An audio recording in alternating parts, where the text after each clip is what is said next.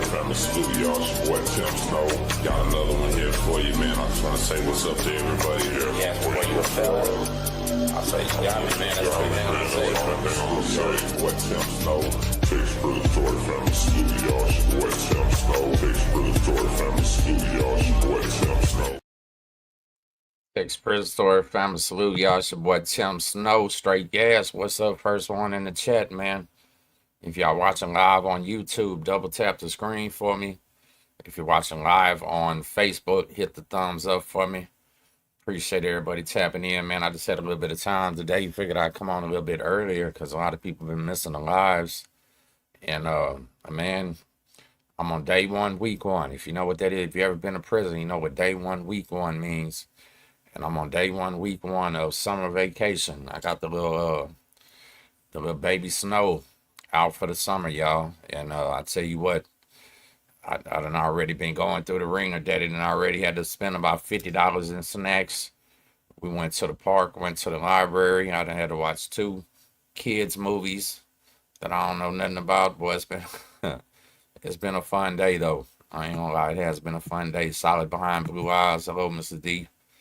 Make sure y'all subscribe to their channel. Show them some love. We're trying to get them up to that 5,000 subscriber mark, which shouldn't be too hard to do. Just keep knocking out that fire content. We're live right now on the Texas Prison Stories Facebook page, on the YouTube page, and we're live on the IG page too, also on Twitch. So if you comment on the IG, I will not be able to see it. Baby Snow will keep me young. Man, you know what, Baby Snow, if nothing else keeps me on track, she keeps me young. There ain't no sitting down for very long all day. You ever think you're fixing to go lay down and go relax and chill for a minute? You're definitely not finna do that. And hold on, for some reason my camera is looking a little bit blurry. I don't know if that'll do it any better. Maybe that's a little bit better. Sorry, y'all. Mrs. D, I seen what you said, man. They still putting 2 scoops through the ringer over there. I just sure hope they're trying to play with them at first and they're not going to do this forever. You know what I mean? Like, I really didn't even expect it to be like this. I figured he'd be back, he'd be in the general population by now. Figured he'd be somewhere playing horseshoes by now, but unfortunately that's not what's happening. But man, we're gonna keep praying for him, keep supporting him. So y'all make sure y'all do subscribe to our channel for the updates, for sure.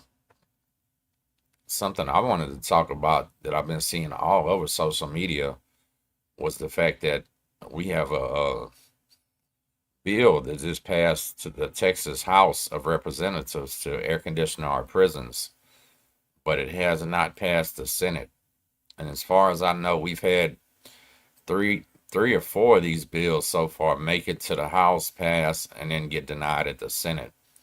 So I'm not real, put it like this, I'm not going to say skeptical, but not hopeful either. I'm just anticipating the decision. But I was reading something about it where this is actually different, right? TDCJ themselves have admitted that the no air conditioner situation is why there's so low employees. Like, there are literally staff shortages all over the state and every prison everywhere. And who the hell would want to go work inside of those 120 degrees, 140 degree buildings? You know, I don't think nobody will. And let me tell you something. Here's what was crazy. It says in this article right here, an internal investigation also found that TDCJ has falsified temperatures, and an investigator hired by the prison agency concluded that some of the agency's temperature logs are false. Citing that report, Pittman wrote, "The court has no confidence in the data that TDCJ generates and uses to implement its heat mitigation measures." Sorry, I can't read. So, basically, it's come to the point where the courts have admitted to they don't even trust the Texas prison system. And we caught them ourselves not too long ago. I think Brittany, Miss Troublemaker, was the one that did a Freedom of Information request for some temperature logs at Styles unit, and they didn't even catch it. And my friend sent it to me, and I noticed it was literally temperatures that were extremely hot, and in the next hour they dipped down. Right? It was like when the next shift come on, now the temperatures are bearable. Well, we went back and looked at the temperatures on those days, and they absolutely did not dip. It was not when a cold front came through. It's just when the next law worked. He had the sense to lie about the temperature when the one before him wasn't lying. You know what I mean? Johnny said, of course, they falsify temps just like they falsify everything else. I mean, yeah, so, of course, that's one of the things. So, when I first started talking about the temperatures in the prisons and all that, I quickly realized that nobody gives a shit, right? The general public doesn't care. There's nothing that we're ever going to do that's going to make this conservative state care about the conditions inside of these prisons. The only way, and I said this 3 or 4 years ago, the only way that this was ever going to work and that we was going to push this through was to emphasize the fact that the prison guards themselves pass out in there constantly. The prison guards themselves are having to go to the hospital dehydrated. Just recently, they were having an issue where they're literally giving the prison guards 2 bottled waters per shift. And sometimes them shifts will last in doubles. Think about that. You're on what are these, 16 ounces? 32 ounces of water in a place where the heat can reach 120, 130 degrees with heavy, high humidity. And they're supplying their staff with 2 bottles of water. The reason the staffs can't bring in their own water is because shit, they was bringing in dope in the water bottles and got caught doing that. So they literally ruined it for themselves. But this one, man, listen, hopefully this one makes it. And if it does make it, so let's calm everybody down too. It's going to be implemented in a 3-step phase. Basically, I think 2028 was the goal to air condition some units. Then it was like 2031, then supposedly 2035 they would have everything done. But I don't know. Like I really just, these prisons have been this way since these prisons were built, right? So the old school officers look at the new school officers and just tell them, tough it out. We did it. Same way the inmates tell everybody the same shit. We had to get whooped when we got here, so you're gonna have to get whooped when you get here. The guards tell the new ones the same thing. Hey, man, I had 2 heat strokes when I was young. Now it's your turn. That's really the mentality inside of these facilities, right? And before tablets came and before the constant communication came, men, honest to God, didn't sit around in day rooms complaining about the heat. Like, I don't ever remember sitting around in a hot ass day room, shirt off. First of all, you ain't even supposed to take your shirt off in the day room. But, you would have it off. They let you wear t-shirts and shit like that. I never remember nobody going, whew, it's fucking hot in here. And then everybody else going, man, hell yeah, hot. That topic was something that you kind of tended to avoid even talking about.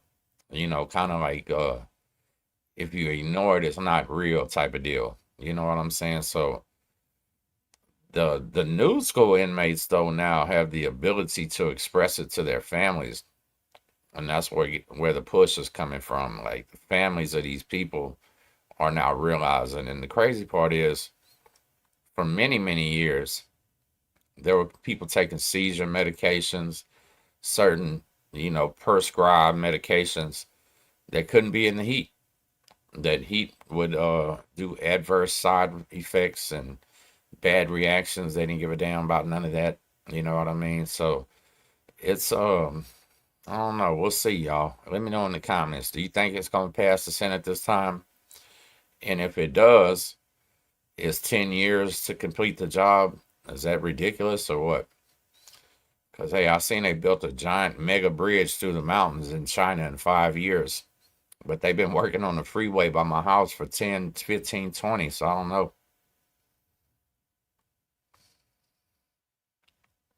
I said, hey, Tim, I always wanted to ask you, we know about the SPM and we don't respect nothing about him, but what's your hate for Juan Gotti? I ain't never really had no hate for Juan Gotti. I just call Juan Gotti a line POS because for 20 some years he supported that sicko. Like, hey, if you support a sicko, are we supposed to support you for supporting a sicko? Come on, man. That was a weird question. Now that he came out and just admitted that it was true and that he's seen SPM with young children, everybody's turned against him. See, that's how sick this world is, right? Instead of everybody going, damn, Juan Gotti, we appreciate you finally telling the truth. Now, excuse me. Now Juan Gotti has lost all fans because he's a traitor to SPM. That's how sick the situation goes. But I don't have no hate for nobody. If you want to know the truth, I got love for people. Excuse me, dang. But I ain't got no real hate for nobody. And even SPM himself, you know what? The whole situation with him was just a bad embarrassment to Texas. That's it. Just bad embarrassment. Excuse me, I'm sorry. That's not too professional, is it? I don't know what this got up in me. But yeah, the hate. Listen, SPM is just one man, right? He's just one sick man that's in prison serving his whole life away like he deserves. But it was people like Juan Gotti, people like Baby Bash, people like Low G, all his scummy homies that were still profiting off his name that were fooling everybody, And the specific about Juan Gotti, if you want to know the truth, yeah, he made that song called Letter to SPM. The entire song was a lie. He lied on a 9-year-old girl, called her the B word, said that SPM was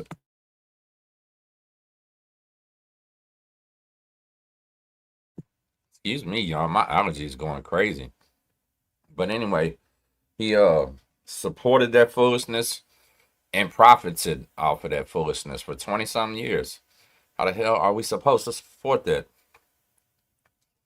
Make sure you come back and reply too, because that was a good question.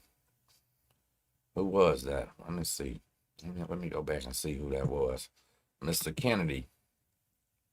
So you tell me, Mr. Kennedy, if we know about SPM, like you just said, how are we supposed to feel about the people that supported him, the people that lied for him, the people that pressed the narrative, that fooled the fans? Because now what's going on, let me tell you something. It went from me talking about SPM to they're like, this stupid white boy is lying. Oh, this white boy racist. He hates SPM. He hates Mexicans. That's what the comments was. Then it was like, oh man, this white boy got a point. Like, damn, he got a point. Then he got to the point where it was like, man, we know. Just please shut up. Stop pointing it out. We know he's a chomo. Can you please just stop pointing it out? Because for all them years, they sat there supporting him too. All right. People was out here wearing free SPM shirts and holding rallies for this man, purely based on the fact that the rappers still supported him. Not realizing the rappers are profiting off of him, right? So think about that. Yeah, if you support a scumbag for profit, that makes you a scumbag, right? Think about it. And that's all I got to say about it. And he had the damn nerve to say he'd love to smack me just one good time. Tell him I'm still waiting on Juan Gotti to smack me one good time, because you know what? When he said that, I didn't even realize the man had heart problems, diabetes. I didn't realize he was on that dog food. Yeah, he shakes and shivers and shit sometimes too, right? I didn't understand all that. Life is hard out here, I understand. Sleeping on fans' couches and doing free tattoos and shit. You know what I mean? It's no offense taken. It's no offense taken, but that goes for everybody. So what I was getting ready to say is, the thing about South Park Mexican is, we've been exposed. That's undeniable that he's a pedophile, right? He's disgusting.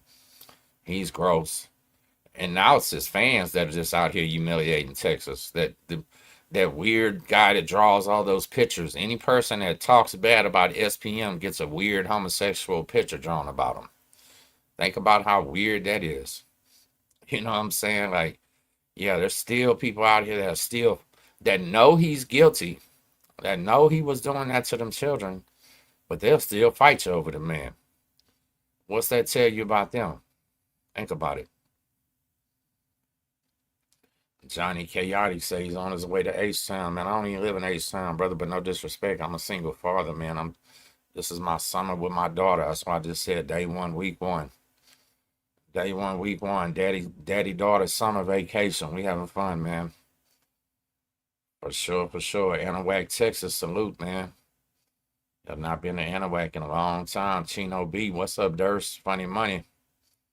Yeah, so, I mean, that's the thing, man. Listen, there's a lot of different, so there's so much, I don't know how to explain it, right? There's so many content creators. Everybody comes from different perspectives, different lanes, different objectives, different goals. Uh, that you yourself, as the viewers, have to realize who you're supporting and realize, and also by viewing their videos, that is you supporting them, right? These things are monetized, you feel me? So when you support somebody and you watch somebody that you don't like, guess what? You just put 10 cents in their pocket or something like that. I don't know what it actually comes out to, but people make a living destroying on social media, right? And so far I've tried to do nothing but build here. I've tried to help people. I've tried to build my karma. Yeah, I exposed that clown for the entire state because I was watching real men say free a chomo because they didn't know no better, right? Yeah, y'all didn't know no better. So now that's what I say. We're to the point where they're like, man, white boy, will you just shut up? Because now they've said it for so many years, people side-eyeing them like, damn, this the guy that you was riding around bumping, listening to all his music all these years saying free him? This is him? Mr. Kennedy, I don't bump Pac or Elvis, so I don't understand you still jamming SPM, and I don't mean no disrespect by that. That's what I just got through telling you. If you stream a Tupac song, that's supporting his revenue. If you listen to Elvis, if you listen to SPM, I don't listen to that shit. Very much don't like watching movies anymore once you realize how foul that industry is, man. I'm more about raising a child and keeping her away from a lot of this shit. If it's not something that's wholesome, something that's helpful, something that's positive in life, man, I don't want nothing to do with it nowadays. That's why it's so hard for me to see some of these guys lumped in as my peers. People consider them my peers just because we all got YouTube channels and we talk about prison. But man, we ain't the same. We are not the same, and that's up to y'all to figure out who's the same and who's not, right? Because we can't tell you. We sit here and talk about ourselves all day, and half the time people gonna be lying. And you know what? More than half the time, these people are lying when they talk about themselves. So many, and this ain't going just to know one person, right? But there's so many fake prison stories online. I mean, real life fake fucking stories that they laid in their bed and they just made up. And a lot of times they get the most views because they made up something exciting. There's nobody who should have 1,000 booty bandit stories because it just doesn't happen like that no more in 2025. Some people got everything was a gang related story and I had to poke this guy and poke that guy. And they did all this poking and stabbing and shit, but they're free. They ain't turned nothing into a life sentence. Well, I saw the Beastmaster with Miles O'Keefe. I don't even know what that is, so I can't answer that question. Hey, Concentric Wavo, everybody was a shot caller. Everybody had the keys to the yard. Everybody had the most respect. But you know what? Shout out to my neighbor, CEO Hockley, man. Y'all can check CEO Hockley out on YouTube. Hockley said it a long time ago. Yeah, these dudes was shot callers and kicking people's ass in prison, but as soon as they get home, the rent and light bills beating them to death. Think about that. Imagine claiming you was a big tough motherfucker in prison. You was running cars and calling shots and killing people and having the power of life and death in your hands, but you can barely pay the fucking rent. You know what I'm saying? You losing fucking weight constantly on this bitch. Shaking and fucking shivering. Fucking people's teeth falling out. You know what I'm saying? Like, shit is crazy. Yes, Salvador, this is live. Salute, man. LB, salute. So we're live on Facebook. We're live on YouTube. We're live on Twitch. And we're live on Instagram. And if you're commenting on Instagram, you got to come to YouTube or Facebook for me to see the comments. But you see what I'm saying? Everybody tells shit from their certain ways, and that's cool. Hey, you know what? If you want to sit and just make up stories and call it for entertainment purposes, I have no problem with that, I guess, right? Get your money, make your paper, whatever. But at least try not to be so obvious about it. Or unless maybe it's just obvious to me because I've been to 3 different prison systems. You know what I mean? I don't know, right? Maybe the average Joe at home don't even care if they're true. Right? Or should I just start sitting down writing fictional stories and telling them? Can you imagine how good I can make those if I wanted to? Yeah, but that wouldn't even make no sense to me, right? I would have to start the video with a disclaimer. This story is fake. Because I'm just that type of person, right? I couldn't come on here doing no shit like that. BMX, I appreciate that, man. Shout out to my boy Josh, too. So both of us just try to keep it real. You know what I'm saying? So one thing I like about Josh, you know, I talk to him on the phone. I talk to him pretty regularly, not every day or anything like that, but you know, he's the same person off the phone that he is on camera, and he knows I'm the same one. Solid behind blue eyes for what? Don't worry about that. Drop yours in there. Now don't worry about mine. Say Tim, my nephew got out. Let me see what this is. My nephew got out after doing fire flat, was out for a couple months, went back for another fire, this time fed time. Hey, that's unfortunate. That's unfortunate. You know what? So the feds, the way their sentencing works, people don't understand that sentencing chart, right?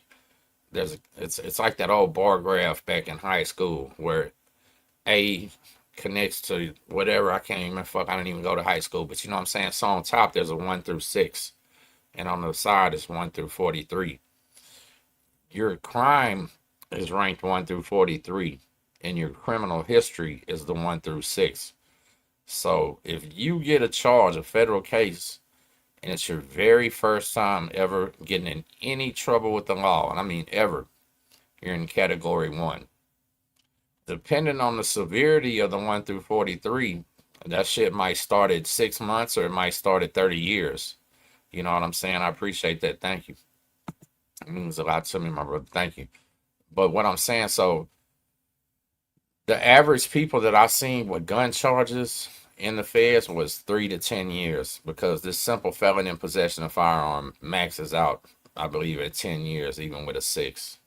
But then at the same time, the federal agents have a trick called possession of firearm with the intent to protect drugs, possession of firearm with intent to commit another felony, possession of firearm as a drug user.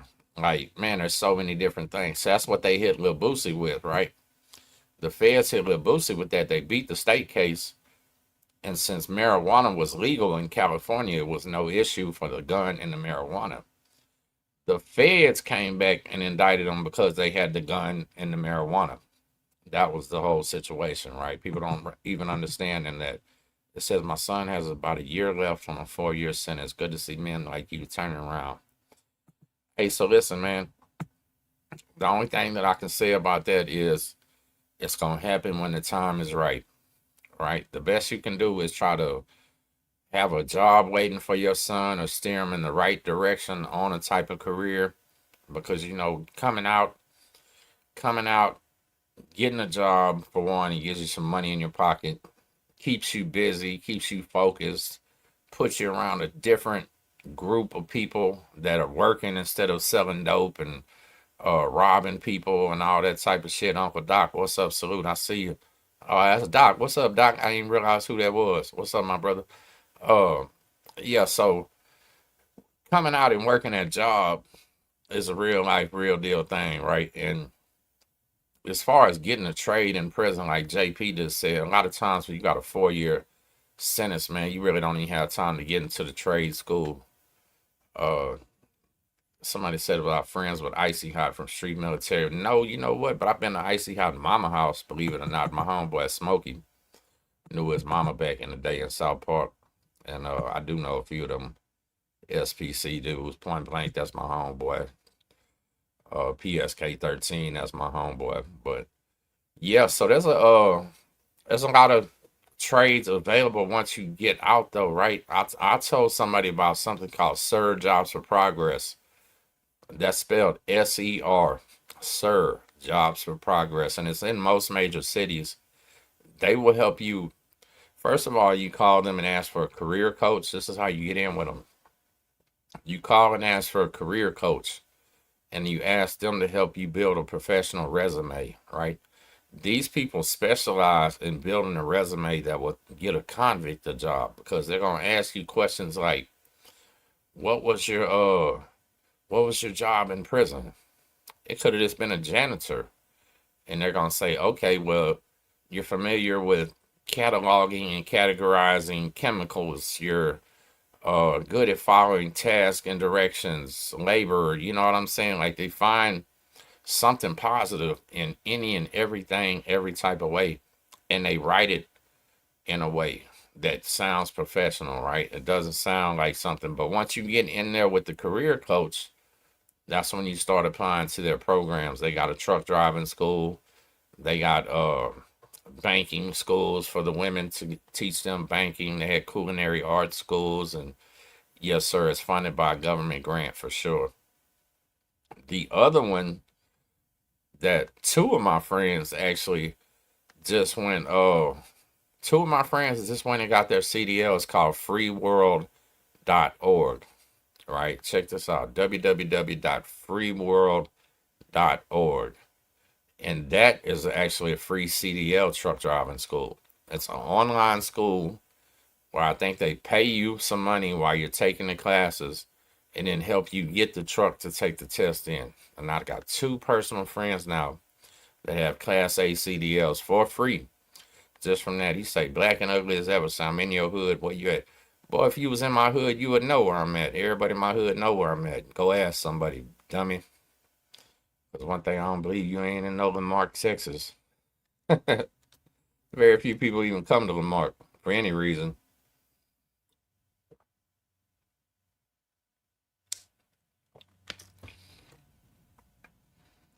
Miss D said they need a civil rights lawyer.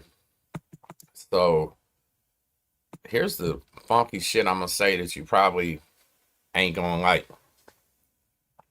But I've said this a million times, Mr. D, and here goes the problem between Texas prisons and a lot of other prisons, right? Especially California. And I know they say I talk a little bit about that, but civil rights is something that just don't exist in Texas prisons, like almost not at all. Like, civil rights is almost unheard of down here. All right, we're from such a conservative state where they don't give a damn about nothing. All right, we just said, look, all these years, no air conditioner, inmates dying every single year, dropping out because of the heat. So are the guards. They don't give a fuck about civil rights in Texas prisons. And that's what I've always been trying to stress people. And they just don't. The feds, so the feds have tricks, like you were saying, that real life diesel therapy. Do you know real life diesel therapy can last so long to where men are coming through you just go from shoe to shoe to shoe to shoe. So long where men's fingernails are long, they need haircuts. Their mail can't never catch up with them because it's following them around. You know what I'm saying? Do other states supply AC? Some do, some don't. I'm not an expert in other states, but I'm not sure. I don't think Louisiana prisons do either. But yeah, so the thing about it, like, it's extremely hard, Miss D. That's what I was saying here when I started this live about the air conditioner, to get anybody, to get any person in this world to give a damn about an inmate's rights, right? Because the first thing they're going to say is, well, they put themselves there, or they did this, or they did that. The only people in the world that care about inmates' rights are the inmates or their families, right? There's no such thing as a prison advocate that doesn't have a family member in there that I've ever seen. Nothing. Like, it's so hard. And to hire attorneys and things like that, they know that they have to fight this powerful prison system, especially a federal prison system that has unlimited resources and legal teams and all this.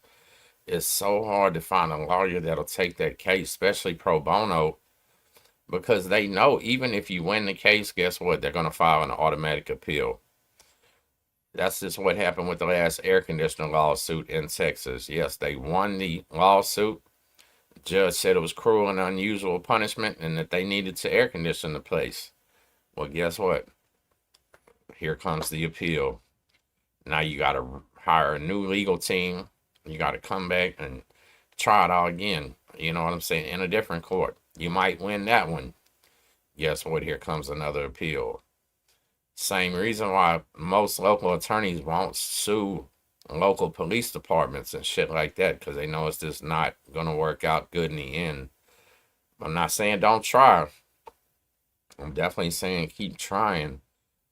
But in all reality, like I was telling you, a letter to the warden, a certified letter, I mean, one that somebody has to sign for, to the warden of that institution, asking questions about where is his medication, where is his medical devices and things like that. But so something I was thinking about and remembering is I remember coming into prison that people that had medical devices, canes, walkers, things like that, yeah, they were making them leave them at the door. Now that I think about it, and you would have to get re-prescribed them by the doctors in the places you were at, right? So maybe that's what they're doing to them right now. Maybe that's what they're doing to them right now. And so, Miss D, that's so anybody that's been watching my channel for a long time knows the number one thing that I have pushed for is transparency inside of Texas prisons, right? And we do get a lot more transparency due to these tablets because inmates are being able to reach out to their families, to their friends, and things like that. But here comes the truth about that. Is an inmate writing his mom and going, Mom, a guard is messing with me. He beat me up. He took my pillow. He's not feeding me. It's not proof. It's not evidence. It's just hearsay. Then, in any court of law, if they run in this officer versus this inmate, they're never going to take the inmate's word versus the officer's, right? That's why, Miss D, the whole point to my show and everything that I do is this is not the life you want. Because once you're trapped in that system, man, not only does it hurt you, it affects you, it hurts people like her that are somebody's wife, taps in Southwest Youth, I don't salute, but it hurts people's kids, wives, mothers. You know, I seen Scoop's mama in my comments, man. Much love and respect, prayers for her. We forget when we're young men that how many people that we can affect and we can hurt, you know, that we can basically lives that we ruin besides our own. There you go, the ripple effect. That's the real name of it right there. That's the best way. So I would look at it when I was young and say, I ain't got no kids and I really ain't loving none of these women for real. So if I go do this time, I ain't missing shit, right? I'm going to go in there and I'm going to go bid it out, do what I got to do, and I'm going to come back home and start right back over. And that's what I did. But if I was married like he is with a real true wife and kids and all that, man, I know that would have felt a lot different, right? And I don't ever want to feel that feeling. I really don't. Really don't. She say if families all held up their incarcerated loved ones, we can pull covers. Yeah, yes, for sure. But you gotta understand too, Mrs. D. Listen, so I'm gonna sound like a dick today. But do you realize some of us, like our parents and our families and even our wives, are we've messed up so much that they're bad sick of it too? Like our wives and our girlfriends and our moms and our dads and our grannies and our kids, we've let them down so many fucking times. And I'm not speaking to somebody like him that's been in there his whole life, but I'm talking about people like me that's been in and out, right? We've let our family down so many times that fuck, if an officer comes driving down the street right now and I'm out there with my dad, he'll immediately assume that they're coming for me. You know what I mean? So it's a fine line. It's a fine line, right? And the most of the people that push hard for the inmates, the hardest ones, are the ones that married the men while they're in prison. And I'm gonna tell you why. Because normally the ones that married the men that are in prison, those men have already matured. They're done being stupid. They're done being crash outs. They're done getting themselves in trouble. They're actually on some grown man stuff. That's why these women are falling in love with them, because unfortunately out here in the free world, being manly and being a man is like it's not even cool anymore, right? Like yeah, they're feminizing everything through the music with the skinny jeans, metrosexual. Like Diddy got the cup thing going right now. Like, yeah, to be a real man out here, to stand up and do shit like call out SPM and all his fans, like that dude just asked me about, and sit here and explain it, knowing I live in the same neighborhoods with him. Yeah, real man shit. Like, really raised my daughter all day today. Really had to cook breakfast, lunch, dinner. You know, work jobs, sometimes hard jobs, sometimes jobs we don't want, responsibilities falling on our shoulders, things like that. That's real men shit. But real men aren't in style. It's like it's not even cool anymore. Like, it's so acceptable to make babies and just leave them where they are. It's so acceptable to be sleeping on people's couches. So acceptable not to have a damn car nowadays. You know how many men don't even have a car? Come on, man. Like, it's crucial out here right now. It's crunch time. Like, it's do or die. And I think a lot of it has to do. It's basically the men's fault, because we got young boys getting raised by women. That was one thing. Listen, Charleston White is controversial as hell, but one thing Charleston White said was, of course, a lot of these men have female tendencies because they're only being raised by a woman, right? Think about that. A woman can teach you a lot of things, but she can't teach you how to be a man.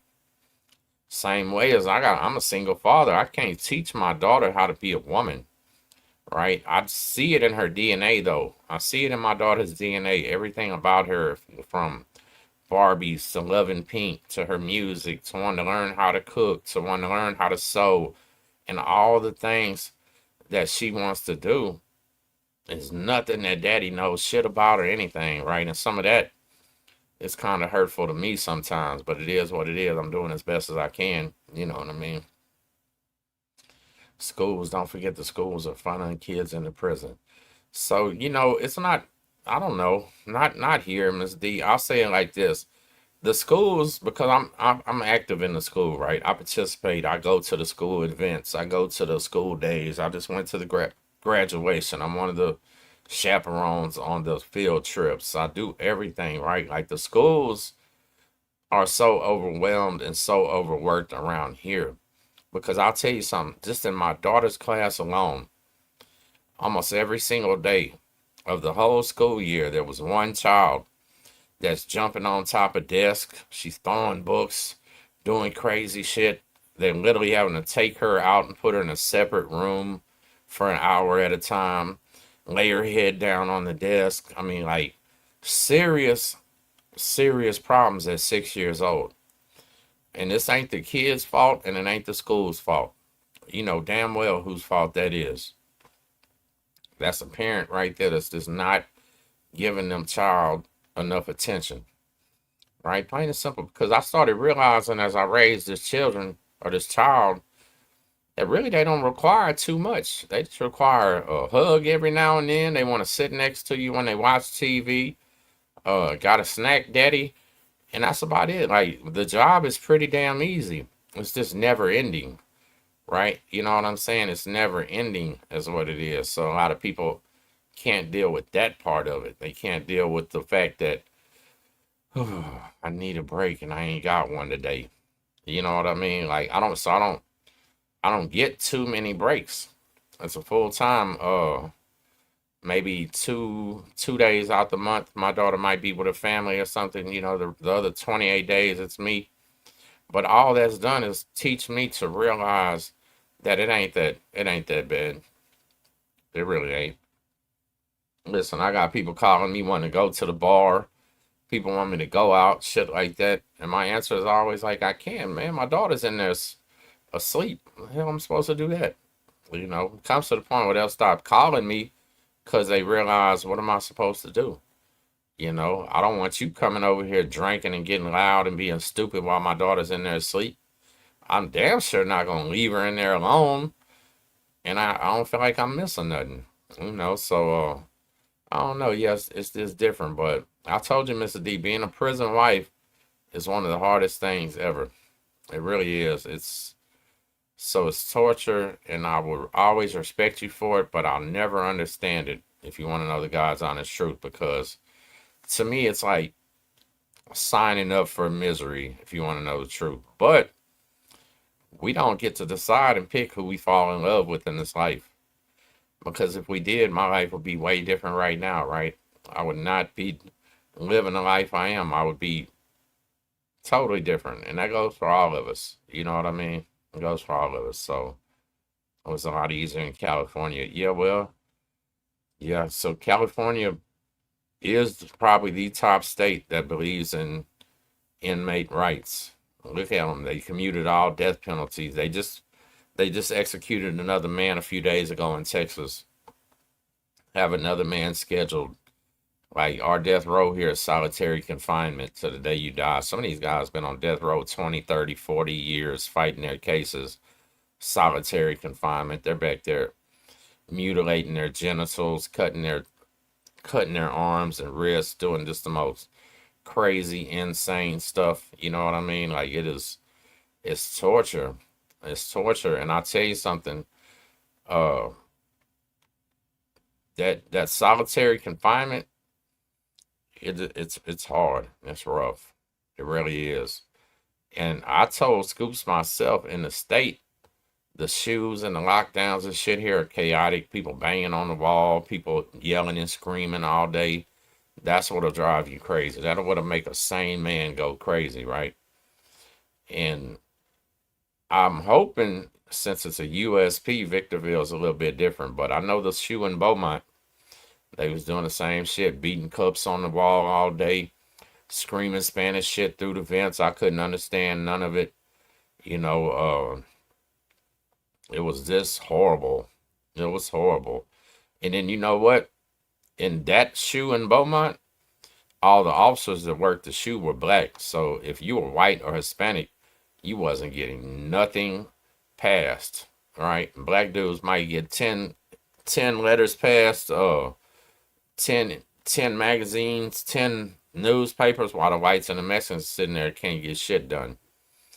And they had little steel strips welded to the bottom of the door, because normally in a prison setting, you'll just fish it out. You'll make your little paper football or hook or something and take a little sheet and you can fish it across. But over there, they literally had it barred where you could barely even fish. It was still possible, but it was really hard. Really hard. Ron, I think you're confused. You said, how can a conservative state have the death penalty? Because conservatives are the number one people that support the death penalty. And I'm going to be honest with you. I've said it a million times. If you kill my mama or you kill my daughter, I want them to kill you if I don't get to. All right? Like, if you kill my mama or you kill my daughter, I don't really want you going to sit in an air-conditioned prison with a TV in your cell for the rest of your life, chilling. No, that's just me personally, though, right? I would love to be able to put my hands on you myself, but if that don't work, then no, I want you to get that needle. That's just how it works, right? But we also know that they've just executed too many innocent people, too many mentally ill people, too many people that with an IQ that is so low it's unbelievable. Like, it is crazy. The situation that we was dealing with recently with Dr. Phil came down. You know, that man had everybody in the world from Dr. Phil to who else was that celebrity? Man, I can't remember who it was. Some guy that was irrelevant to the fact. But all of these cats are here in town speaking to the House of Representatives, doing all this and doing all that. Man, do you know the governor and the attorney general released a statement said they need to mind their business and let Texas handle what it's gonna do? They didn't give a shit about nothing that they were trying to hear, and they weren't trying to reverse no decision. That's real life conservatism right there. Let's see what she said. I was born and raised in Texas. My dad did 25 years straight on the murder charge. What's so wrong? Then you got to understand, everybody don't believe in the Bible.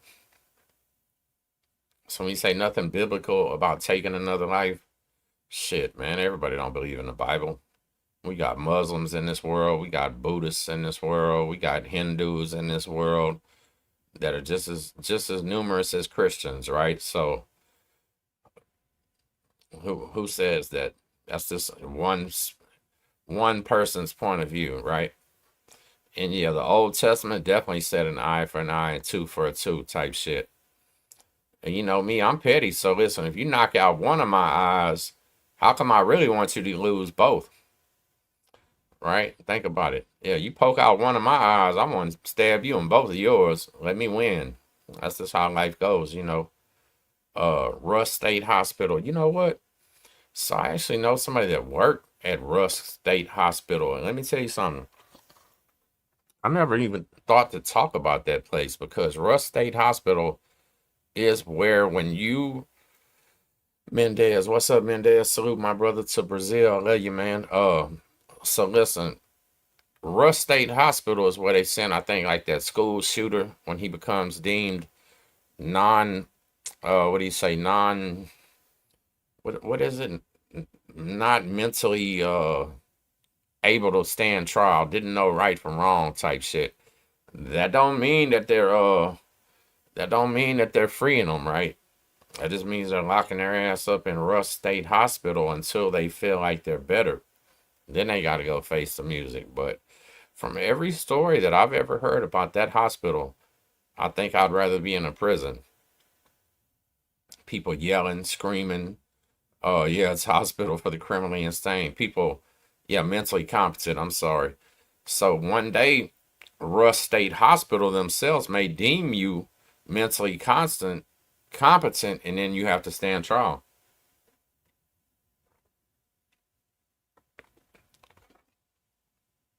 So if your uncle did time in Russ for having some marijuana seeds, more than likely that he went to jail and then had some mental issues in jail. Who knows? Because that doesn't sound very normal, but I'm not sure. C-Dog, salute my brother.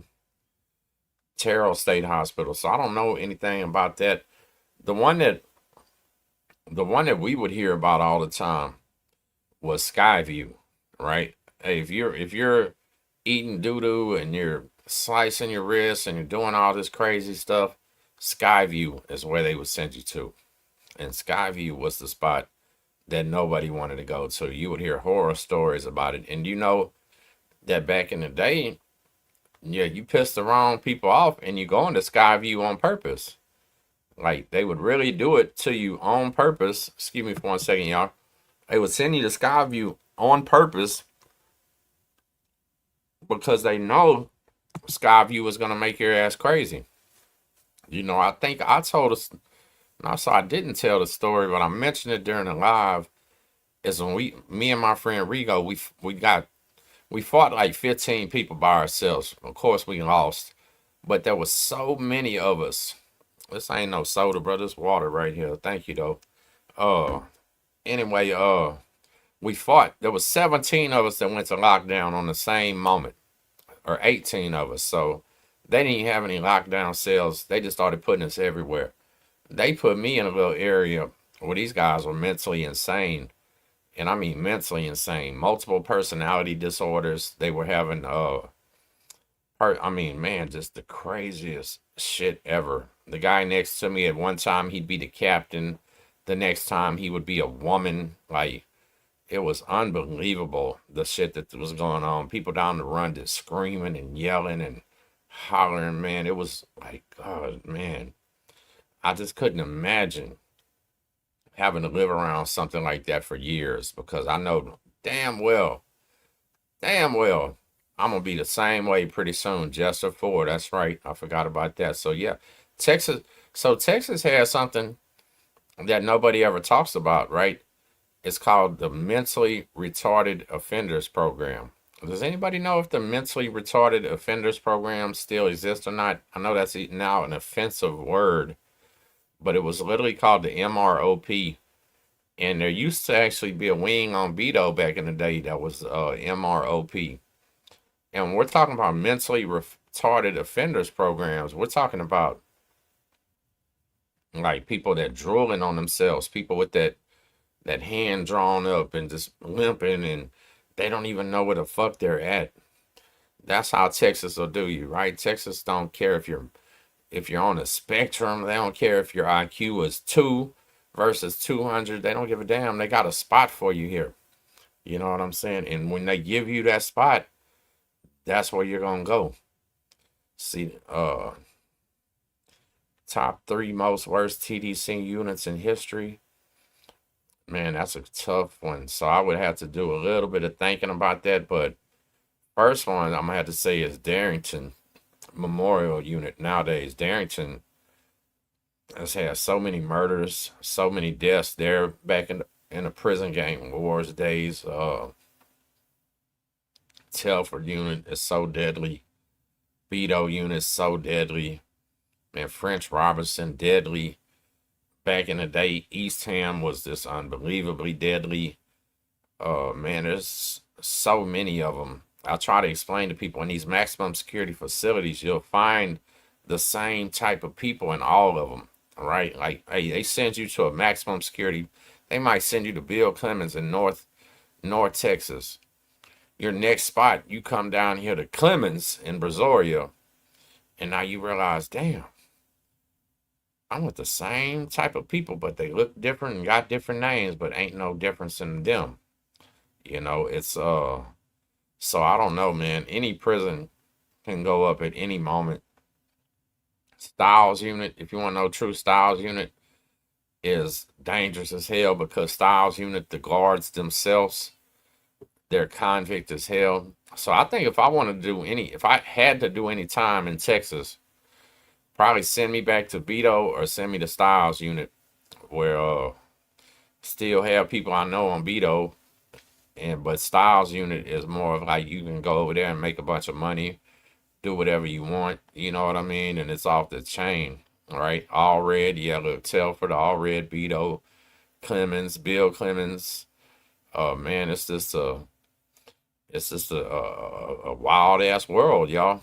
Like, who knows? Somebody said, why is Texas so dangerous?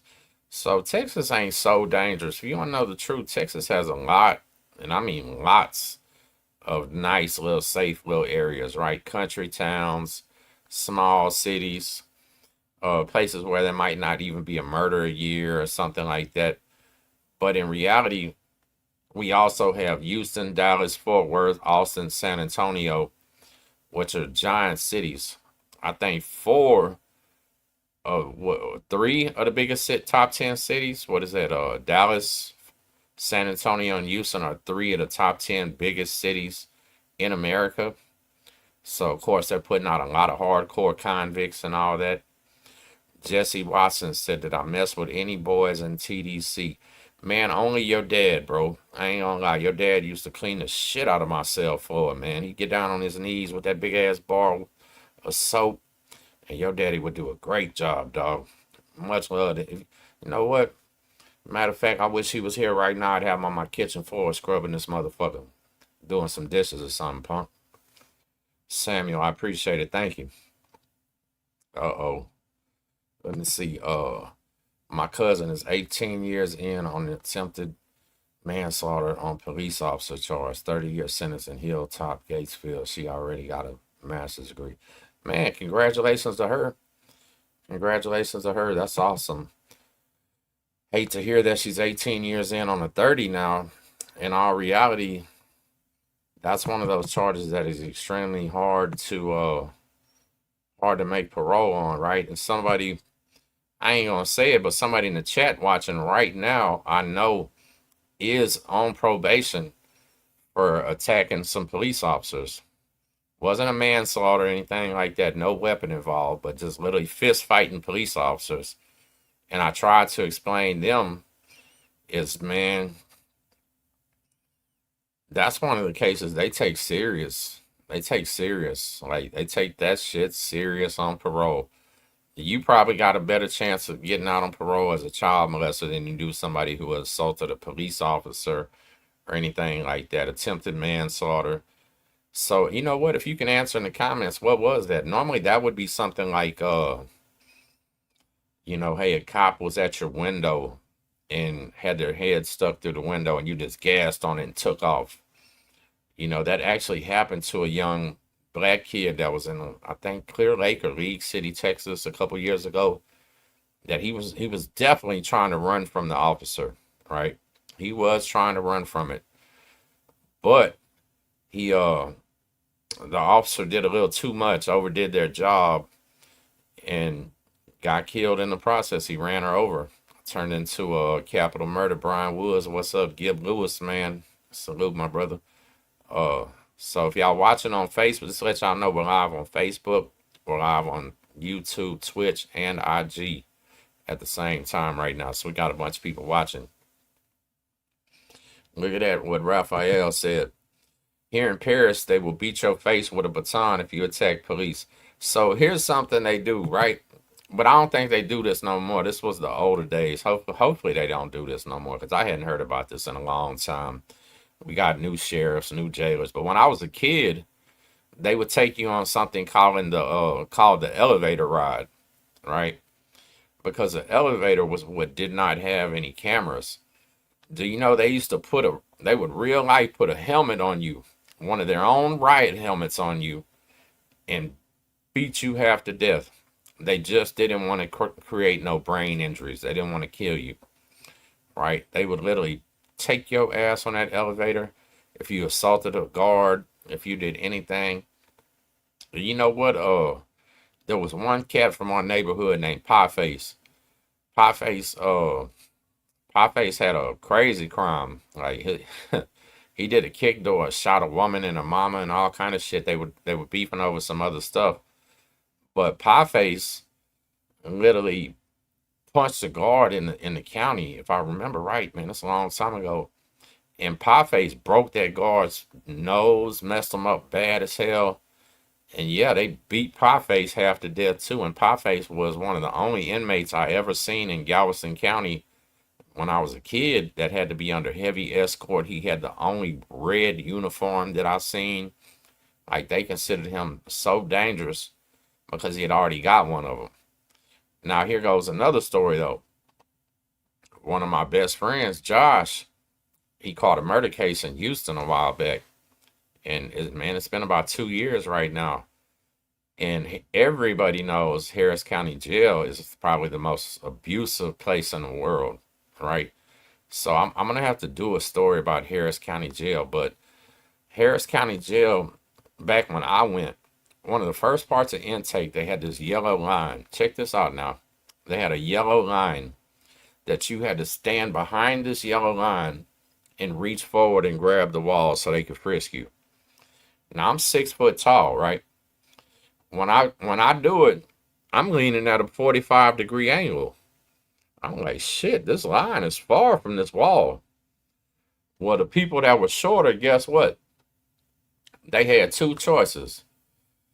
Reach forward and bust their face, or cross that line and get their head smacked by the fucking wall. It was a setup from day one, right? Anybody that's been to Harris County Jail, y'all remember that yellow line where you had to lean up against the wall? I don't even know how short people did it. You know what I'm saying? But anyway, so my homeboy Josh comes in there on a murder case. He's already been to prison about 4 or 5 times, and Josh is a man that's extremely muscular. All right, his daddy Mike, rest in peace to Mike. Mike was very muscular. His brother uh was my homeboy Snacks. Snacks got killed when we was in like 8th or 9th grade. He was muscular. Matter of fact, my brother Josh, his real first his brother played in the NFL. So show you the type of muscularness, big man I'm talking about, right? So when they come in, they do him, they rough him up, and he makes the terrible mistake of beating the shit out of one of them Harris County guards. Now, if you ever seen those guards, most of them skinny. They look like nerds. But the boy, they will beat your ass to death because they're going to come jump you. They ain't going to fight you one-on-one. Harris County, they're going to beat you 5, 6, 10, 15 deep, right? He catch one of them slipping, beat that fucking law's ass. And do you know, still to this day, right now, every now and then, the guards will just come in there, pull him out, and kick his ass. He ain't did shit wrong since then, staying out of trouble. But since he whooped one when he got there first, of course he got a free world charge, which didn't really matter on his since he had a murder. But just randomly, they still kick his ass. Like they have not forgot about it, right? So he was actually trying to get a transfer out to West Texas where them guards wouldn't have no animosity and no beef with him or anything like that. But and we can just go into a trillion ways about why this is not the life you want. You know what I mean? All the way from county jail to the fucking intakes. Harris County Jail itself takes so long. You know what? So if y'all didn't watch that interview I did the other day, check this out. I did an interview. It was called Federal Prison Stories with Golden Boy's Mo Rilla. And let me tell you something. Mo Rilla was a young cat. Shout out to him. Was a young cat. And when I was hustling, I was going down to Corpus. That's why I was hitting my licks at. I would always see him. We hit some of the same licks. I really wanted to mess with him on some wholesale type shit, but I didn't really trust them youngsters. They was kind of, you know, just unfamiliar to me or whatever. But anyway, see him a lot. We go into the county jail. I'm in the county jail in that bitch, man. Damn near having to fight the whole tank, arguing with people. Just tripping, right? Because I know I'm going to prison. I'm not in no good mood. You motherfuckers finna bond out and go home on your punk ass misdemeanors and DWIs, and I know I'm going to prison. So we talked about it, right? Make sure you watch that interview. And we run across each other again in federal prison. And you know, I didn't even know that Mo was right there when them fools jumped me on the yard. So if you ever heard that story where I talk about where them guys jumped me on the yard, caught me from behind, Golden Boys Mo really broke it down too, because I didn't even know he was laying down right there. Because what they did was they threw a fake fight by the laundry. All right, when they throw a fight on a federal yard, they start running out there with them shotguns and shit, telling everybody to lay down. So you mandatory got to lay down. Me, myself, I was out there by myself. Nobody with my car, nobody with my clique, just me trying to eat breakfast. So I take a knee. And Golden Boy Mo was back behind me on the other side over there laying down. So he literally seen me on a knee. Seen them fools drop kick me, but didn't know it was me until I stood up. Now, we've been friends for years, but guess what? The way prison goes, he ain't about to get up and do nothing. Nor did I expect him to get up and help or none of that, right? I'm on my own out here right now. That's not his car doing it, and I'm not part of his car. We just free world know each other, right? But that shocked the shit out of me when I was doing a live interview with him, and he told me he was there when it happened and literally described it. And so it happened so fast. It literally happened so fast to me that I'm thinking the dudes are all about the same size as me. And I was big as hell. I was about 230 right then, still working out, burpees, dips, pull-ups, everything, you know, muscular as shit. Mo tell me himself, nah, bro, them dudes made you look little, right? That shows you how fast shit is going down where you don't even barely know the fuck you're fighting, especially once you're encircled around, right? You don't know what's happening. So make sure y'all watch that video. And you know what? People been asking me for long time. Tim, get back to telling prison stories. Get back to telling prison stories. Well, I just uploaded 2 stories and tell me why the views are horrible. Say, man, views are horrible, man. Gary's still down there in Corpus. Yeah, Gary's doing all right. But yeah, the view was horrible. So y'all make sure y'all go check that out. Where literally it's 2 separate stories about men walking into prison and immediately getting labeled as pedophiles because they had glasses on. That's how petty prison is. You come in that penitentiary, that county jail. First of all, you don't even got a tattoo on you, and then you're wearing these big weird glasses. Guess what they're gonna? Guess what? Right away, they're gonna suspect you. Tommy Thunder, what's up? Tommy Thunder, salute. Hobo Hanson, salute, man. Bernardo, what's up? Telephone Road. I'm reading the comments too, y'all. It's kind of a little hard right now. Let's see if I can get them up. Oh, there it goes. Break it down, sus. Jesse, what's up? Raphael, y'all do me a favor. If you're watching live on YouTube, double tap the screen. So something else I wanted to talk about too is it happened a couple years ago, but he just got convicted at trial, right? So we talk about a lot about Texas prison murders basically happening between cellmates, right? Because here's the thing, make sure y'all follow the real guy too on Facebook. Shout out Dave, much love, my brother. So listen, most murders in Texas happen between cellmates because you do not get to choose your cellmate. Literally, you might be a little tiny black dude, ain't got muscles one on you, and they put you in there with a big Nazi. Or guess what? You might be a little Nazi with no muscles on you, can't fight a lick, and they put you in there with a big black power dude. Right? You might be a Crip, and they put you in there with a Tongo blast, and later y'all fixing to have to fight each other. Like, that's why so many people are getting killed by their cellies, because they're forcing men to live together, which is a bad mistake. That's one of the things they need to work on is better classification, selling, housing, things like that. But you know, the way that the penitentiary works, you piss off the wrong officer, especially the ranking officer, and guess what? They might transfer you and put you in a cell with somebody they know that's going to try to sexually assault you. Yeah, there's men that they know do that type of things, right? So you make the wrong officer, man. Guess what? You might get a move slip to where you got to move in with Big Bubba. Now what you gonna do? You know what I'm saying? Because Texas isn't like these other states. You can't just start stabbing and killing people here and nothing happens. Hell no, Big Bubba try to rape you. Thank you for that. I appreciate it. Big Bubba try to rape you in the cell and you kill him. Now you then got a murder case. You got to go explain. You know, and in all reality, you got to let Big Bubba start raping you first. Can't just be the threat of it. It's an unfair situation. It's an unfair life. And that's why we just spend so much time, man, telling these people this ain't what you want. It's not what you want. I had my homeboy Doc on here. He was in the comments earlier. Shout out to Doc from Tech City. Doc said the first time that he went to prison. So I let him run the show the other night because he's a great speaker. But I really should have jumped in there with him because there was some few things I wanted to touch on. Doc himself said the very first time he went to prison, they sent him to some private unit that I had never actually even heard of, if you want to know the truth. He said at that private unit, they had fun. He said he was rolling dice, doing everything, you know, just living that life, having fun, and didn't learn one lesson. Not at all.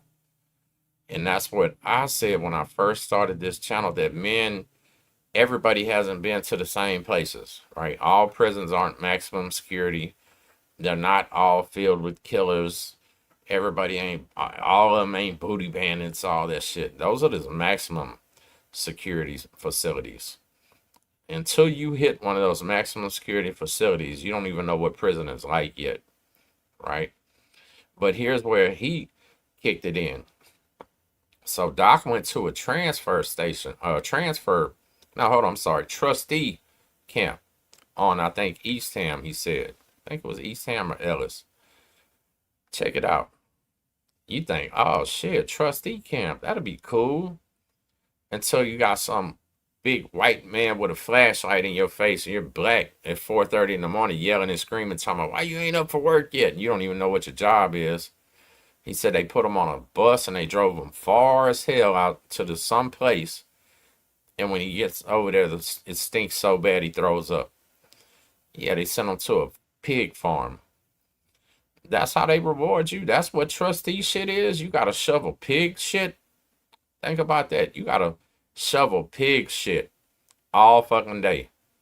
Feed them their fucking slop and clean up their feces. That's horrible.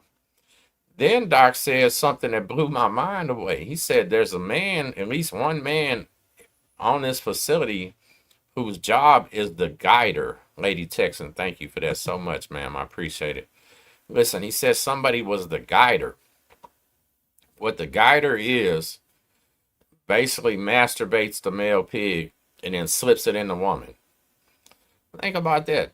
Because I swear to God, y'all, when I was a Lady Texan, thank you. When I was a kid, you couldn't scare me with prison talking about fighting. You couldn't scare me with prison talking about gangs and chaos and all that shit. We grew up around that, right? Never in a day worried me.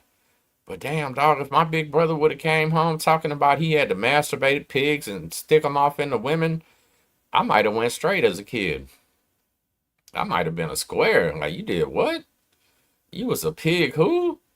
Like, what the fuck? Like, no, this is the type of shit. I didn't understand shit like that about prison, where you'll be masturbating pigs. Come on, man. What type of shit is this as men? Look what we're dealing with. You know what I mean? It's unbelievable. Then he said they switched him somewhere else and he worked in a chicken farm. Something like that, right? Chicken farms are notoriously disgusting. Yeah, he said every day they'd have to come through and pick out the eggs out of all the coops, then go shovel up all the chicken shit, then come back after lunch and do it all over again. So there'd be another egg and some more chicken shit. So imagine you coming out of your neighborhood, you living a good life. Oh, you're the dope, man. You got all the women, you got the cars, you got the clothes. Yeah, because Doc was on, right? He was hustling. He was on for real. So imagine all that. Next thing you know, you're shoveling chicken and pig shit.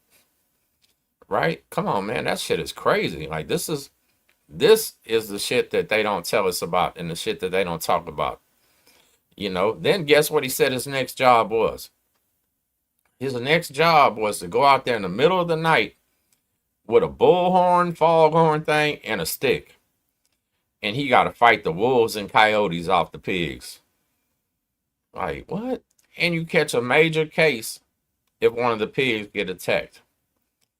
Can you imagine being such a trustee that you got to go out there and fight fucking fight wolves and coyotes and shit with a stick and a foghorn? Man, fuck that shit.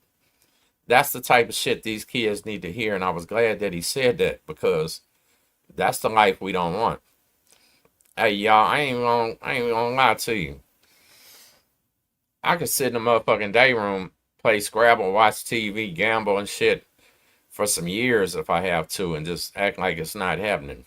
All right, mind my motherfucking business. Shit come your way, you handle it. But when you mind your business, a lot of shit don't even come your way. But when you're talking about masturbating pigs and fighting wolves with a stick and shit like this, man, I'm not trying to have no shit like that happen to me. And I don't think none of us want that life, right? Or you can go to the building and almost everybody's first job is field squad. You're literally going to go out into them fields, going to march in a line with your shit up, jump on them wagons, ride way the fuck out there, and everybody in cadence. Everybody in cadence, all at the same time. You're flat weeding, you're chopping.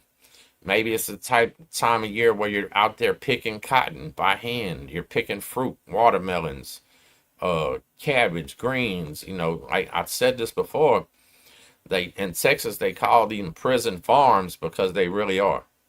You know, and so he didn't even talk about working around the cattle. That's the coldest part about it. TDC itself, if you've been there, anybody that's been in the comments that been in a Texas prison, tell me how much pork you ate versus beef, right? Like, you eat pork almost constantly in there, right? But what they don't tell you is they raise cattle too. Yeah, they raise all these cattle that the inmates take care of. They gotta shovel cow shit, and probably somebody masturbating a cow somewhere. Probably take two dudes to masturbate a cow if you want to know the truth, right? Like, this is real life shit. But where's all that beef going? Where the fuck is all that beef going? Like, that's them selling it for a profit. Just like we was talking about the tire shops, the retread shops. Yeah, TDCJ is an industry. It's literally a business, and you're the free labor. You volunteer to make yourself a slave. And listen to this. This is talking to my young black people. All right, my young black viewers. Imagine this. You coming out of South Dallas, Oak Cliff, 3rd Ward, Cedar Terrace in Galveston, 5th Ward. You living in the hood. You barely even see any white people. You catch chain, and all of a sudden you got all these big redneck country ass racist motherfuckers that are ready to beat your ass, calling you the N-word and treating you just like a slave. And in all reality, you have no right to complain about it because that shit was going on before you been born. That shit was going on before our daddies was born. We signed up for it, right? And it's just literally our fault for not knowing about it, if you want to know the truth. How many inmates does it take? I don't know, break it down. I would think at least 2. You ought to be a big boy, huh? All I've ever seen about that is on National Geographic, and it looks pretty serious. I know that. But Tommy Thunder, we done brought it up in a bunch of videos. That's what I'm saying. This shit's real down here, brother. Like, this system is a real life slave system. I mentioned it before because the way the Texas prison system even started was when they released the slaves and they freed the slaves. They started mass incarcerating the freed slaves and then leasing them back to the same plantation owners.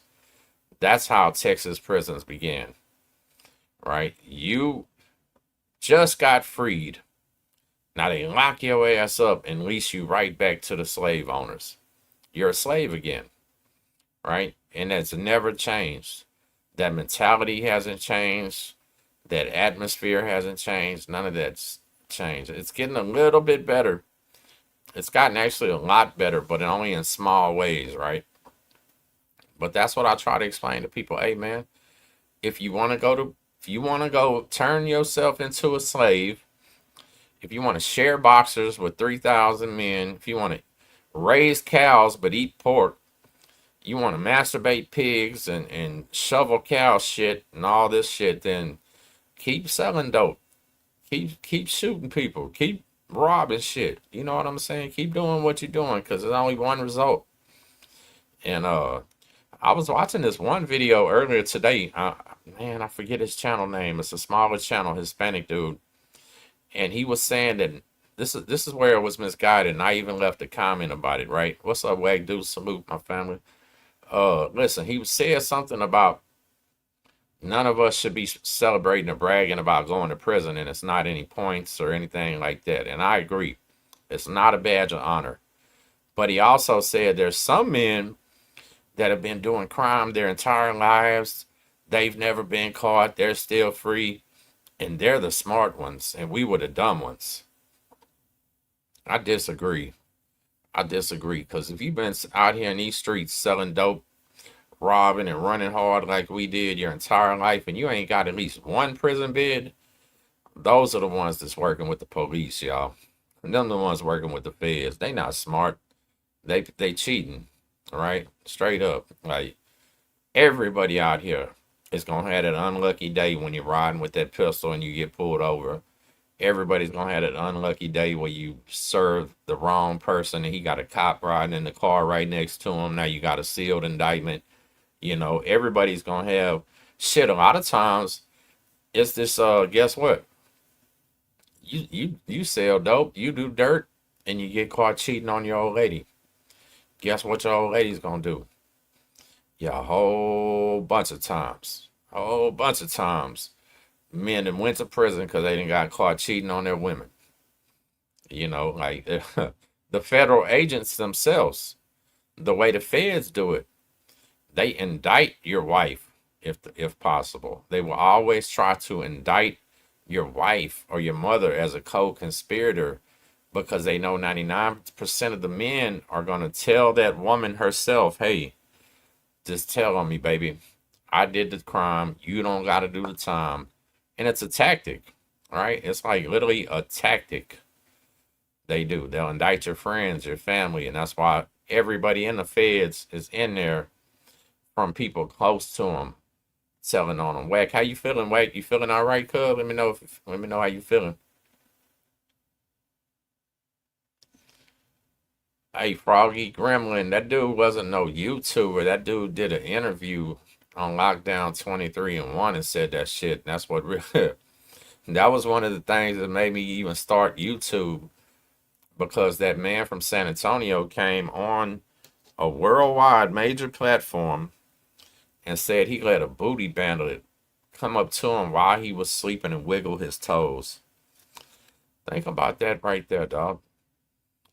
If a booty bandit comes up to me and wiggles my toe, I got two choices. Well, I got three choices because I don't gotta kill him, but I gotta put something in his life to where he gonna understand it's the wrong person. I'm talking about I gotta stomp this man mercifully, like just do him dirty, locking a sock on his ass, yeah, fan motor in the pillowcase. I gotta do something because he done already shot his shot at me, right? Because when he wiggles your toe, guess what the next thing he's gonna be grabbing and wiggling on? So when he told that story, I knew right away he didn't do none of that. Hey, Wack, I'm sorry to hear that, my brother. Shit. Hey, another day here is another day here, though, man. It's better than not being here. I ain't gonna lie, but yeah. So when he told that booty bandit story, that was unbelievable, and that's the type of shit sometimes where I say, man, everything just don't have to be said, right? I understand sometimes people get on these platforms and they just get to talking, but when you talking about shit like that, you're crazy. So basically, that man that said he got his toes wiggled, he was the one sitting between the booty bandit's legs in the day room the next day, probably letting the booty bandit run his fingers through his hair or something. You know, what kind of message was that to even send out? Let me see. When I was on parole, when I was a parole agent, my number one reason I sent guys back to prison was from 3 girlfriends of wives giving info. Second reason was multiple failed drug tests. Absolutely. Look right there. That's a parole officer right there telling you that the majority of people that got sent back to prison was their own women telling on them. This is what I got through telling y'all. Look right there. Because guess what? Pillow talking. Yeah, you can't. It just ain't the time to do it right now. The time to be a criminal was over with a long time ago. Now we got a surveillance state. Hell, man, through Houston, you can carjack, shoot somebody, and they can follow you everywhere you go through Houston. They don't have to put a cop car on you no more. You know what I mean? Like, no cop cars on you. And you know what, Jesse? That TV, I bet you nowadays, so the only people probably sitting in the day room watching TV right now is during sports. Like live sports games, Sundays for NFL, Saturdays, college, probably March Madness, you know, anything like that, because now they actually do have the tablets, so they're probably laying up in the cell watching movies and listening to the music nowadays, I would think of. But back in the day, oh yeah, TVs were deadly because there was only 2. You're on a cell block with 196 men and you only got 2. And Outlaw Josie Wells, guess what? Baseball was one of the things that would almost never be on TV. It'd have to be the World Series, dog, or the Astros in the playoffs or something like that, Texas Rangers in the playoffs, simply for the fact that the Hispanic men and the black men were the ones running the TV, and they're not really into baseball, right? Now, I did see the Woods pull a slick move one time, and I said, oh, that's cool, because they were mad that nobody wanted to watch the Indianapolis 500, the race, the big race. So here's what they do. They figure out a way to, oh, well, shit, if we can get it gambling, we can get these Mexicans and blacks to watch with us. So that's what they did, right? And I'm telling them, how do we even, like there's favorites, dog. Like, how do we even do it? So what we were gonna do is figure that out. We just took every car that was in the race, threw it in the hat, shook it up, and then you pulled out your driver. Like, if you pulled out Dale Earnhardt, you probably won. You know what I'm saying? Hold on a second. Let me see what that says.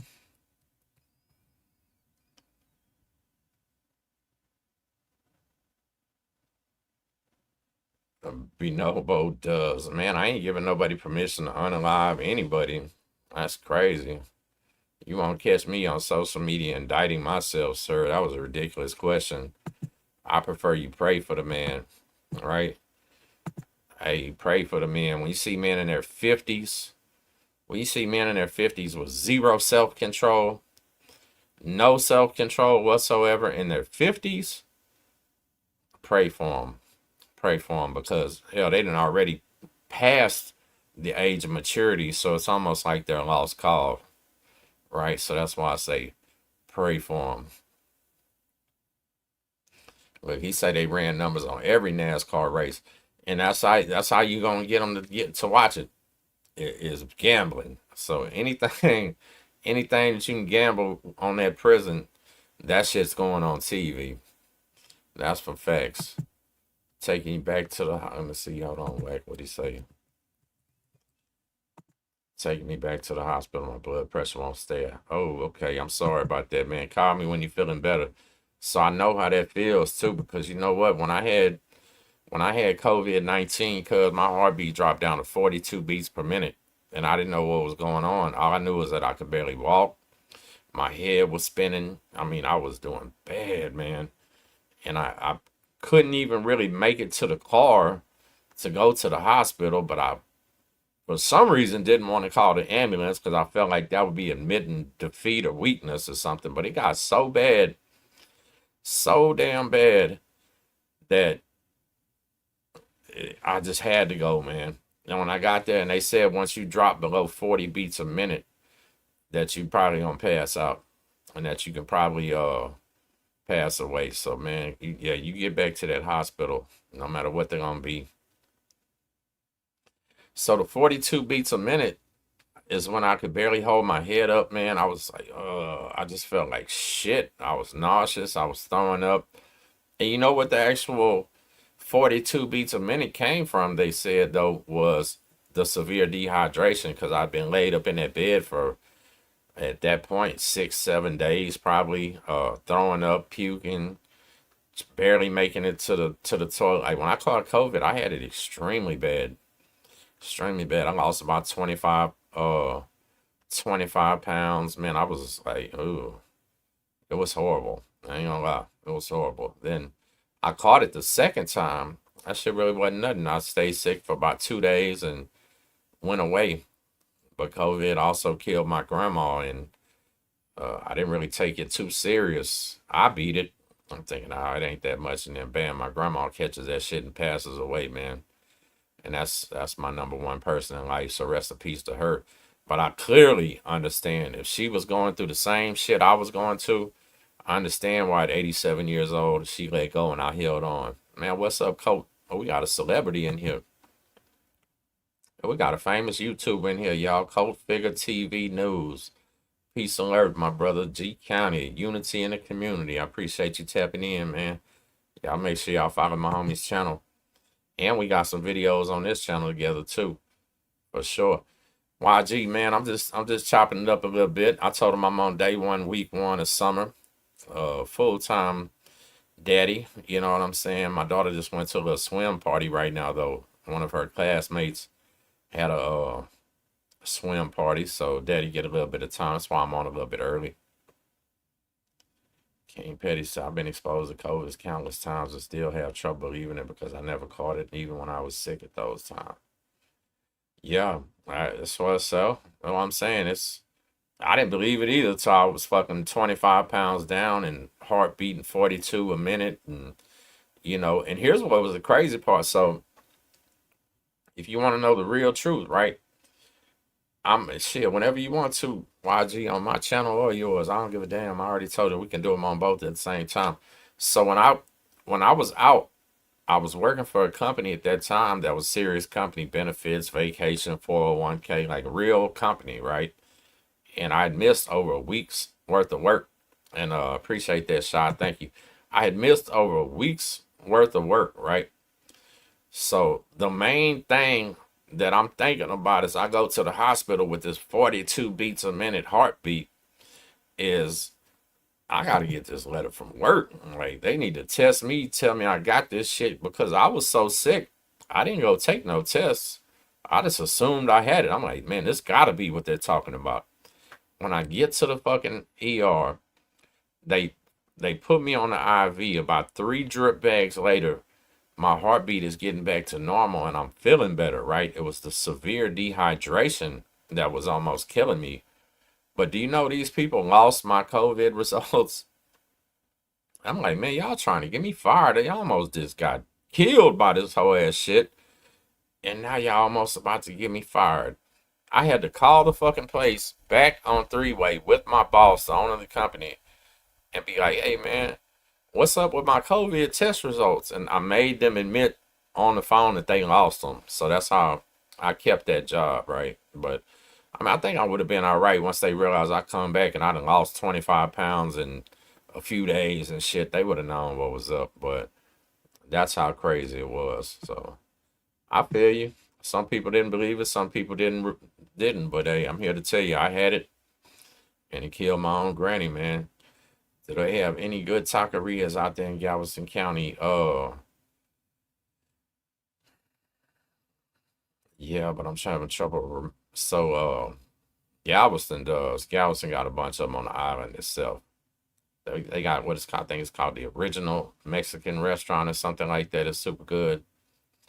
And there's one called believe it or not, I think it's called the Donut Shop or something right there on Broadway with the Bronco burritos. Super duper good.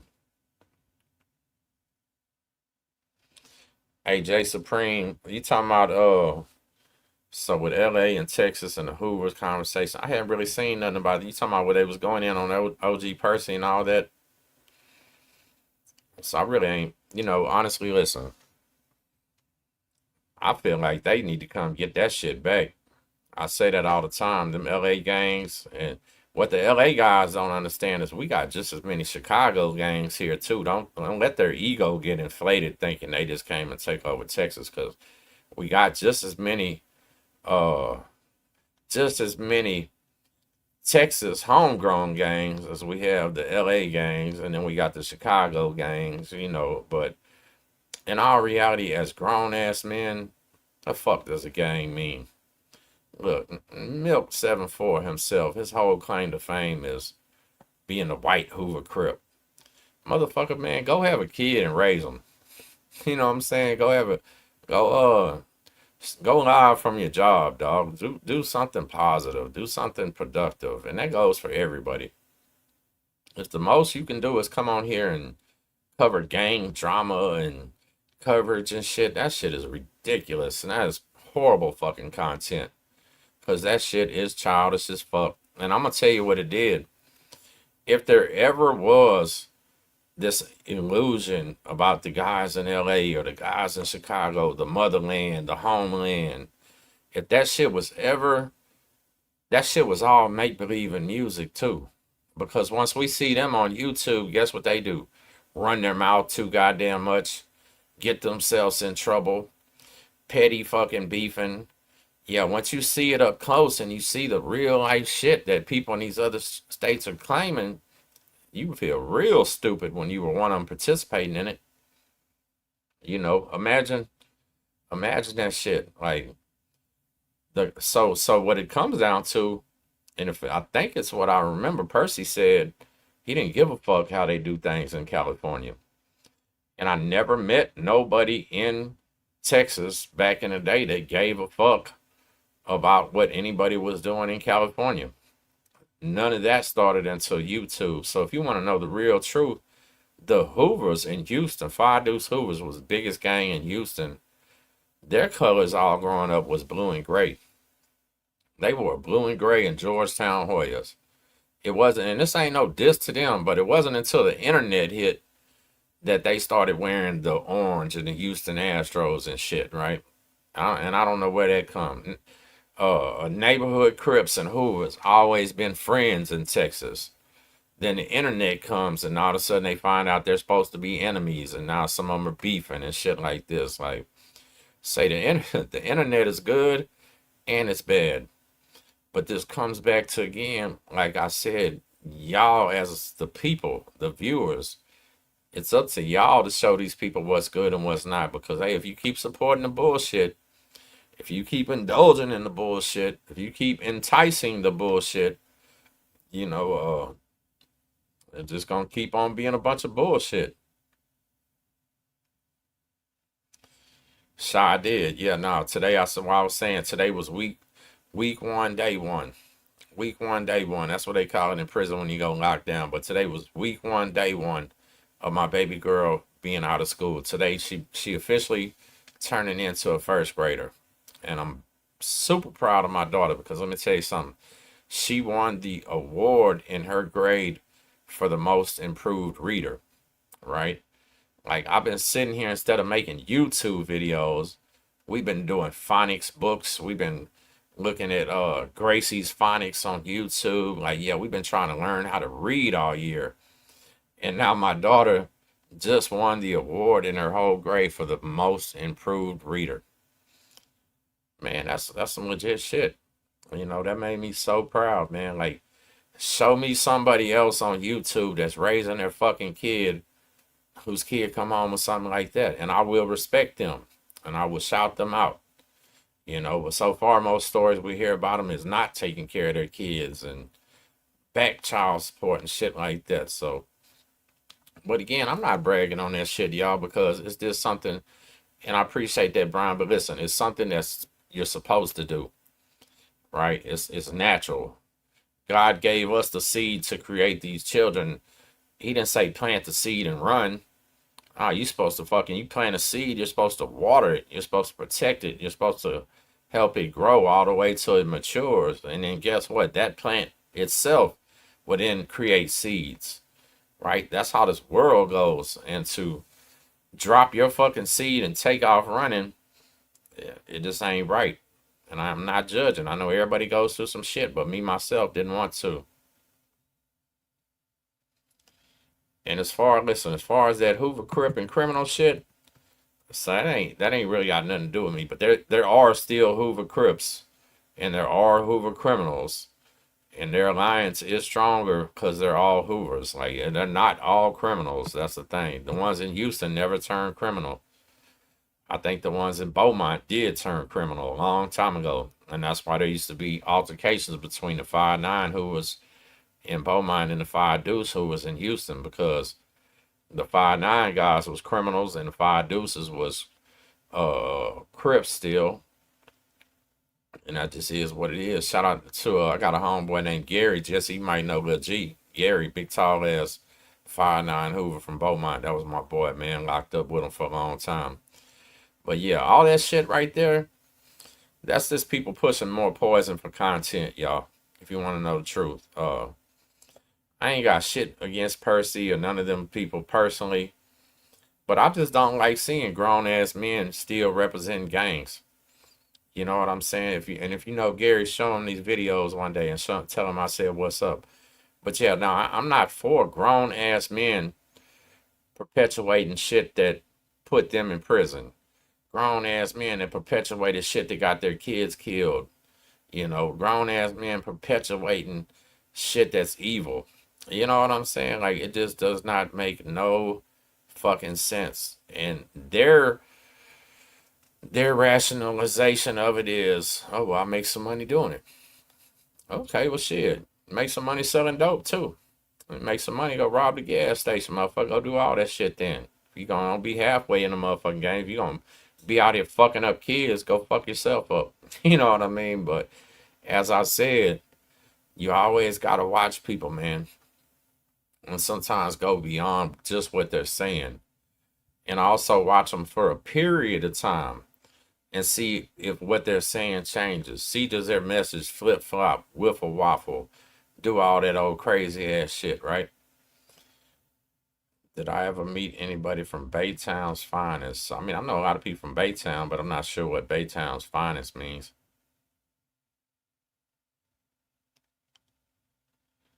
Yeah, Shy, listen, there's just no glorification in that.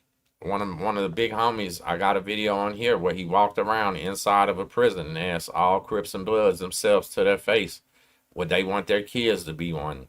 And not one man said yeah. You know what? Not one Aryan brother I ever asked said he would want his kid to be an Aryan brother. Not one Aryan Circle guy, I think, out here wants his kid to be an Aryan Circle member. We know that we did wrong, and some of us are still so trapped in that hamster wheel that it's hard to get off. But we still know that we don't want this for our children. So therefore, as men, we should not be putting out messages out here that our own children would deteriorate from, right? I can say with confidence, my daughter can watch my videos when I grow up and realize, just like everybody else, this is not the life she wants. Not that her daddy was out here selling his soul, not that her daddy was out here steering people wrong and doing all that old crazy shit. You know, they say sometimes they accuse my channel of being boring. You know what? Maybe it is. Maybe because the truth is fucking hard to hear. Reality is something that nobody likes to hear, especially when it's not according to how you're living at this moment. But somebody has to be the big homie out here saying it. And I appreciate that, shot. Listen, somebody has to be the homie. You know what I'm saying? What are my thoughts on the predator catching channels on YouTube? I mean, you know what? I hadn't watched any of those in a long time, but I'm cool with that. Hell, shit. That'd be... So, my thing about it is this, right? If I'm the predator catcher, and now I gotta go somewhere to confront you, it's gonna be hard as fuck for me just to make a video. Like, I'm gonna be the predator catcher that's slapping the fuck out of them in the back of their head. You understand? Like, you mother... Yeah, my predator catcher channel's gonna last about 2 videos. They're getting taken down and I'm going to jail. But do I support the ones that do it? Hell yeah. Fuck yeah. Matter of fact, we got, I know the city of Tech City has 2 internet cops. I think the Galveston County Sheriff's had 2 internet cops. Harris County Police probably got 50 internet cops. Harris County Sheriff probably got 50 internet sheriffs. You know, could have been something like, look, in those comments earlier, somebody asked me, they have my permission to unalive somebody. Not saying that's what it was, but that could have easily been an internet officer somewhere, hoping I'm dumb enough to say, yeah, do that. And guess what? I just got indicted like all them dumbass fools off No Jumper. You got to be careful. You know what I'm saying? Don't let yourself be baited in. You just have to make the right fucking choices in life. And listen, Brian and you and everybody else that did time that's in this chat, man, y'all know like I know. Y'all know like I know when you was locked up, every one of us at least one time said, man, I'd rather be homeless living out in a cardboard box than up in this bitch ass cell. And we meant that shit, right?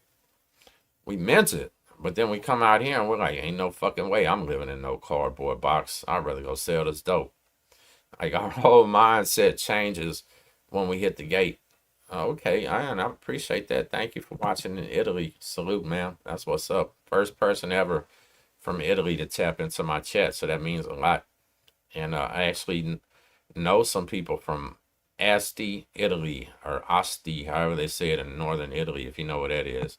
But anyway, yeah, so just people got to be careful, man. You got to be careful what you fill your mind with, who you follow, things like that. You don't want to be the inmate that's locked in there with the guy that's your enemy, some mental patient that thinks he's trying to purge you. We recently talked about people starving their own cellmates to death while brutally sexually assaulting them. You know, like, it's just not the life you want, y'all. And listen, man, I apologize, this live was just so random. I just wanted to tap in with everybody while I had a little bit of time and just let everybody know there's much love. So check out the 2 prison stories that I just did about the pedophile guys with the glasses. I think those are very important. Those videos I did were important because I need people to understand the level of silliness and pettiness. You can be the guy out here selling drugs and running dope and pimping and all this other crazy shit, but guess what? You didn't have your contacts in that day when you get arrested, so you got some glasses on. Now you come in looking like a chomo. Guess what they're gonna treat you like? It just is what it is, right? So y'all gonna make sure y'all check out them last 2 stories on the channel. Help me run them views up, and I'm gonna tap up out of here, man. Text Prison Story family. Thank you for everybody that sent something. A crazy watcher, sus rando, lady Texan, Shy, man. I appreciate all y'all.